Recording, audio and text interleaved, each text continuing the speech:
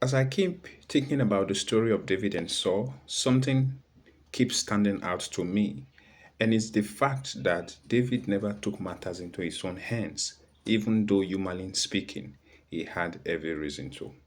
He had already been anointed king, God had clearly rejected Saul, and the Spirit of God had departed from Saul.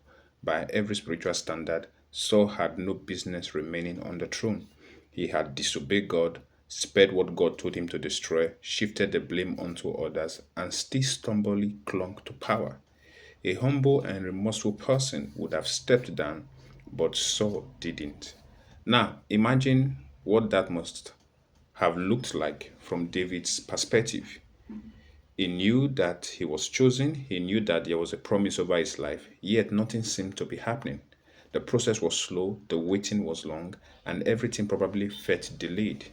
Most people in that situation would have tried to force things or at least justified helping God a little.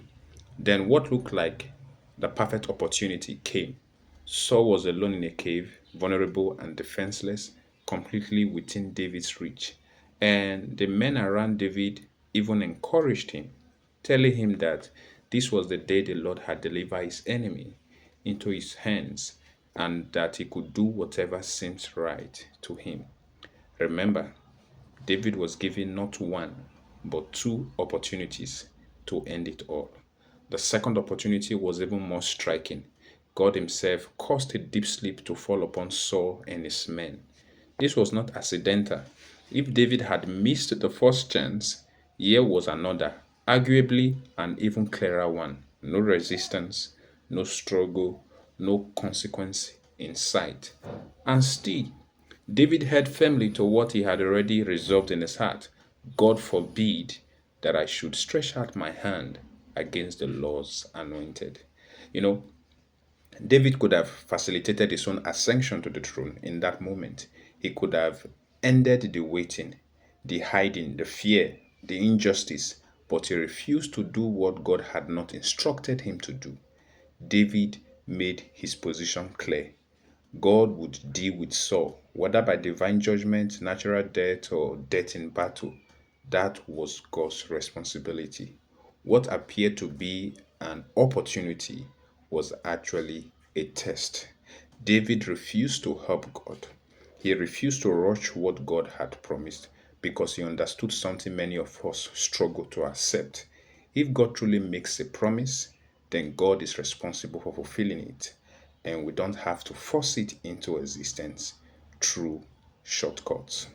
When you look through scriptures, you begin to see this same pattern again and again. When Jesus fasted for 40 days and nights and was hungry, the enemy tempted him to turn stones into bread. Jesus clearly had the power to do it. After all, he later turned water into wine. But the issue was never ability, it was timing and obedience. This time, it wasn't the Father leading him, it was the devil trying to push him to act prematurely and for the wrong reasons. The same thing happened with Abraham and Sarah. God had promised them a child, but when the promise seemed delayed and time appeared to be running out, they tried to help God through Agar, and what looked like a solution only created pain and complications that lasted for generations. Then there is Joseph. While in prison, he asked the cupbearer to remember him before Pharaoh, which seemed like a perfect opportunity for early freedom. But if Joseph had gotten out when he wanted, he wouldn't have been in position 2 years later when Pharaoh needed someone to interpret his dream. What felt like delay was actually divine alignment. All of this makes something very clear to me. Not every opportunity is from God. Some opportunities are distractions, some are shortcuts, and some are tests disguised as blessings.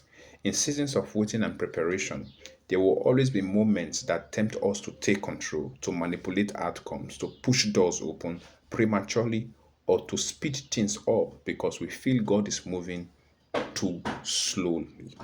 But timing matters because when we rush ahead of God, we step outside His will.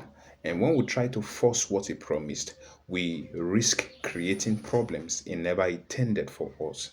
The enemy doesn't only tempt us to sin, Sometimes His discipline tempts us to hurry, to interfere, or to help God. Sometimes what appears good or like a perfect opportunity is not always the will of God.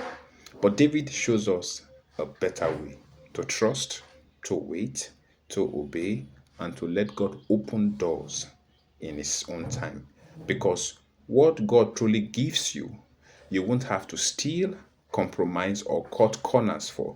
And what He promises is more than able to bring to pass perfectly and right on time.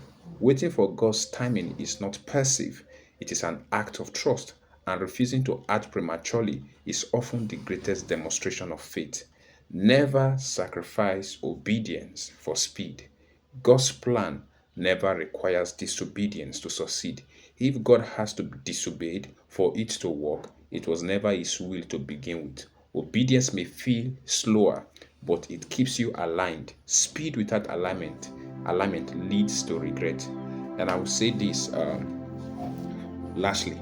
One night I had a conversation with God, saying, Lord, it seems like you're too slow at times. The Lord replied, am I really slow or you're just being impatient? The Lord asked me, where are you in a hurry to? He continued, my children are always in a rush to receive what they don't yet have the maturity and wisdom to steward. Often we get tired of waiting and try to make things happen on our own, thinking God is too slow, without realizing He's taking us through a process. We often mistake process for slowness. God isn't a God of slowness, but a God of process, and process takes time and requires patience. Never let the enemy or anyone make you feel you are falling behind or failing when you know you are in God's will and going through a season of preparation.